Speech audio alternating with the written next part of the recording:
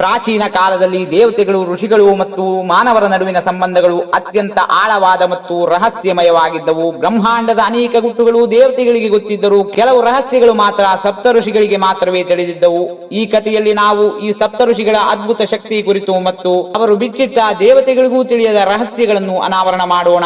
ಸಪ್ತ ಋಷಿಗಳು ಎಂದರೆ ಬ್ರಹ್ಮದೇವನ ಮನಸ್ಸಿನ ಕಲ್ಪನೆಗಳಿಂದ ಹುಟ್ಟಿದ ಮಹಾತ್ಮರು. ಬ್ರಹ್ಮದೇವನು ಸೃಷ್ಟಿಯ ಸಮತೋಲನವನ್ನು ಕಾಪಾಡಲು ಈ ಋಷಿಗಳನ್ನು ನಿರ್ಮಿಸಿದನು. ಅವರ ಪೈಕಿ ಅತ್ರಿ ಪರಮ ತಪಸ್ವಿ, ಭಾರದ್ವಾಜ ಜ್ಞಾನ ಮತ್ತು ವಿದ್ಯೆಯ ಒಡೆಯ, ಗೌತಮ ಧರ್ಮ ಮತ್ತು ತಪಸ್ಸಿನ ಉದಾಹರಣೆ, ಜಮದಗ್ನಿ ಪರಶುರಾಮನ ಪಿತೃ, ಕಶ್ಯಪ ಎಲ್ಲಾ ಜೀವರ ಜನಕ, ವಸಿಷ್ಠ ಶ್ರೀರಾಮನ ಗುರು, ವಿಶ್ವಾಮಿತ್ರ ಬ್ರಹ್ಮ ಋಷಿಯಾದ ಸಾಮ್ರಾಟ್.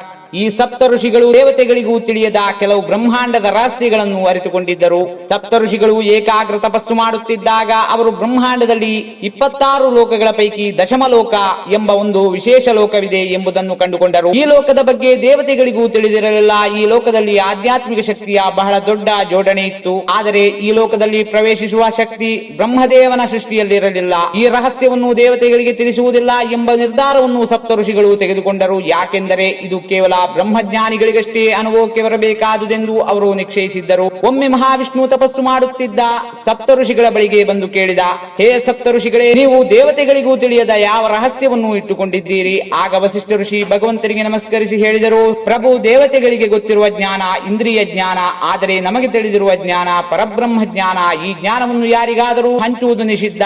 ಆದರೆ ನೀವು ನಮ್ಮ ಪರಮಾತ್ಮನಾಗಿರುವುದರಿಂದ ನಾವು ನಿಮಗೆ ಈ ರಹಸ್ಯವನ್ನು ಹೇಳಬಹುದು. ಆಗ ವಿಷ್ಣುವು ಮುಗುಳು ನಗುತ್ತಾ ಕೇಳಿದ, ಹಾಗಾದರೆ ಈ ಪರಬ್ರಹ್ಮ ಜ್ಞಾನ ಏನು?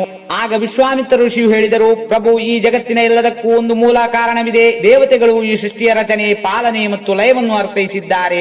ಆದರೆ ಅವರಿಗೂ ತಿಳಿಯದ ಒಂದು ಶಕ್ತಿ ಈ ಬ್ರಹ್ಮಾಂಡದಲ್ಲಿ ಇದೆ. ಅದನ್ನು ಕೇವಲ ಪರಬ್ರಹ್ಮ ಜ್ಞಾನಿಗಳಷ್ಟೇ ಅರಿಯಬಲ್ಲರು. ವಿಷ್ಣುವಿಗೆ ಈ ಮಾತು ಕುತೂಹಲವನ್ನು ಉಂಟು ಮಾಡಿತು. ಇನ್ನೊಂದು ಬಾರಿ ಶಿವನು ಸಪ್ತ ಋಷಿಗಳನ್ನು ಪರೀಕ್ಷಿಸಲು ಬಂದನು. ಅವರು ಸಮಾಧಿಯಲ್ಲಿದ್ದಾಗ ಶಿವನು ತನ್ನ ಅಪ್ರಾಪ್ಯ ತತ್ವವನ್ನು ಸೃಷ್ಟಿ ಮಾಡಿದ. ಆ ಕ್ಷಣವೇ ಸಪ್ತ ಋಷಿಗಳು ತಕ್ಷಣ ಎಚ್ಚರಗೊಂಡರು. ಅವರು ಶಿವನ ತತ್ವವನ್ನು ಗ್ರಹಿಸಿದರು. ಆ ತತ್ವವನ್ನು ದೇವತೆಗಳಿಗೂ ತಿಳಿಯಲಾಗುತ್ತಿರಲಿಲ್ಲ. ಆಗ ಶಿವನು ನಗುತ್ತಾ ಹೇಳಿದ, ನೀವು ಸತ್ಯಕ್ಕೂ ಅತಿಯಾಗಿ ತಲುಪಿದ್ದೀರಿ. ದೇವತೆಗಳು ನನ್ನ ಶಿವತತ್ವವನ್ನು ಅರ್ಥೈಸಲು ಅಸಾಧ್ಯ, ಆದರೆ ನೀವು ಅದನ್ನು ಗ್ರಹಿಸಿದ್ದೀರಿ. ಆಗ ದೇವತೆಗಳು ಕೂಡ ಆಶ್ಚರ್ಯಚಕಿತರಾದರು. ಸಪ್ತ ಋಷಿಗಳಿಗೆ ಕಾಲವನ್ನು ನೋಡುವ ಸಾಮರ್ಥ್ಯ ಇತ್ತು. ಅವರು ಭವಿಷ್ಯದ ಕುರಿತು ತಿಳಿದುಕೊಂಡಿದ್ದರು. ಒಮ್ಮೆ ಕಶ್ಯಪ ಋಷಿಯು ತಪಸ್ಸಿನಲ್ಲಿ ಭವಿಷ್ಯದ ಒಂದು ಭಯಾನಕ ದೃಶ್ಯವನ್ನು ನೋಡಿದರು. ಕಲಿಯುಗದ ಕೊನೆಗೆ ಭೂಮಿ ಸಂಪೂರ್ಣವಾಗಿ ಅಜ್ಞಾನ ಮತ್ತು ಅಧರ್ಮದಿಂದ ಮುಳುಗುವುದು. ಆಗ ಕಲ್ಕಿ ಅವತಾರ ಬರಲಿದ್ದಾನೆ. ಈ ಭಯಾನಕ ದೃಶ್ಯವನ್ನು ಇಂದ್ರ, ಬೃಹಸ್ಪತಿ ಮತ್ತು ಇತರ ದೇವತೆಗಳು ಸಹ ನೋಡಿರಲಿಲ್ಲ. ಆಗ ಸಪ್ತ ಋಷಿಗಳು ಈ ರಹಸ್ಯವನ್ನು ಕೇವಲ ಹಿಮಾಲಯದ ಅತ್ಯಂತ ಪವಿತ್ರ ಗುಹೆಯಲ್ಲಿ ಲಿಪಿಬದ್ಧ ಮಾಡಿದರು. ಭಾರತದ ಪ್ರಾಚೀನ ಪವಿತ್ರ ಯುಗದಲ್ಲಿ ಸಪ್ತ ಋಷಿಗಳು ಬಹಳ ಮಹತ್ವದ ನಿರ್ಧಾರವನ್ನು ತೆಗೆದುಕೊಂಡರು. ಅವರು ಎಲ್ಲಾ ಮಹಾತ್ಮರಿಗೂ ಇದನ್ನು ತಿಳಿಸಿದರು.